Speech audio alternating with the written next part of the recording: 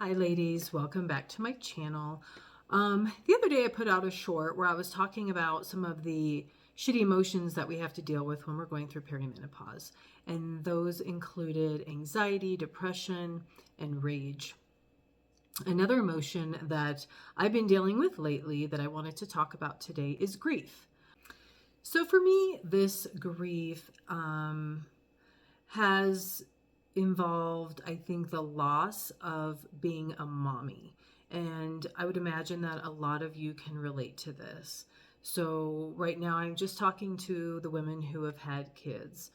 For me, it's because I have a teenager and like he does not want to hang out with me or do anything with me for the most part, unless I'm buying him food or buying him something. So it's just hit me, I think, the other day that like it just feels really sad. So the end of my fertility is basically, on the doorstep. For a lot of you, your end of your fertility is already here, or it was here years ago. And so it's just sort of the end of an era, the end of being somebody's mommy and knowing that that will never happen again. And it just like struck me really hard.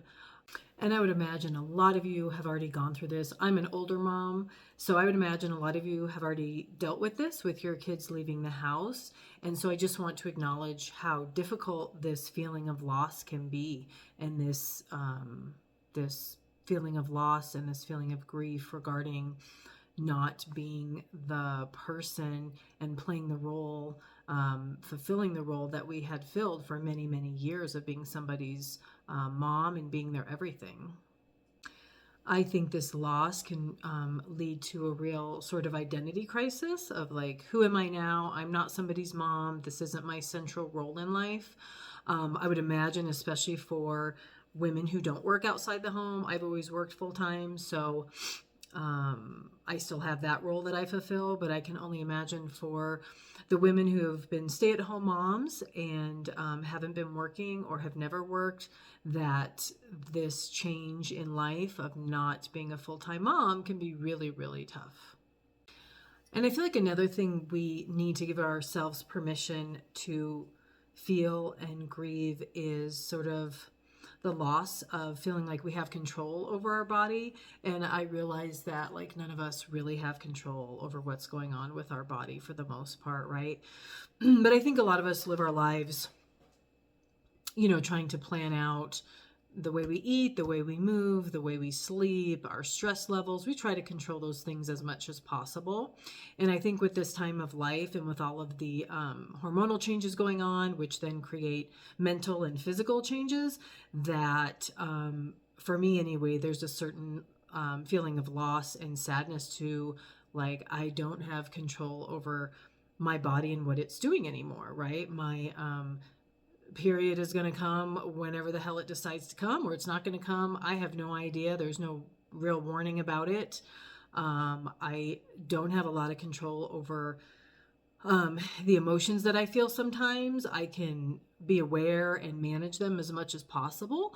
But as I said in my other video, like if I wake up one day and I just feel sad as heck, then I'm going to feel sad as heck. And if I wake up one day and I'm anxious, then that's kind of what's going to be happening that day, and all I can do is try to mitigate it as much as possible. So I definitely want to acknowledge that this is a lot. This is a lot to deal with and a lot to go through. And I hope, for everyone who has a partner in their life, that you have a supportive partner that is willing and interested in learning what the heck you're going through, because that will certainly make things a lot easier.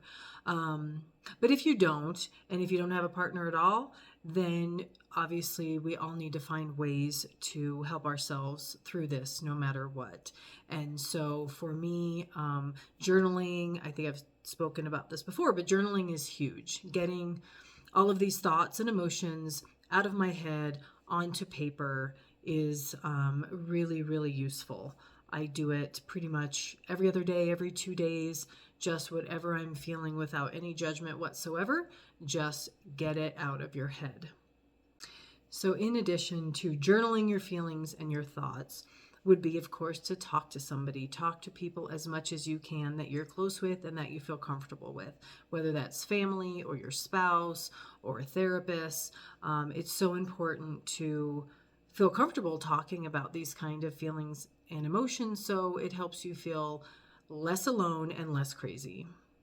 In addition to that would be to get outside. Get outside as much as possible and move your body, or go to the gym and move your body.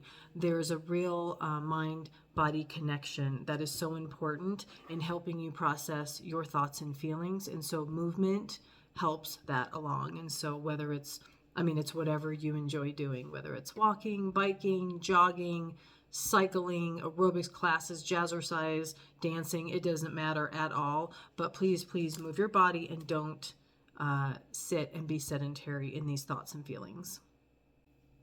And maybe the biggest piece of advice that I have that I know has made a huge difference in my life is to feel the pain and feel the discomfort. I think we live in a society that is very promoting of us not feeling our feelings, right?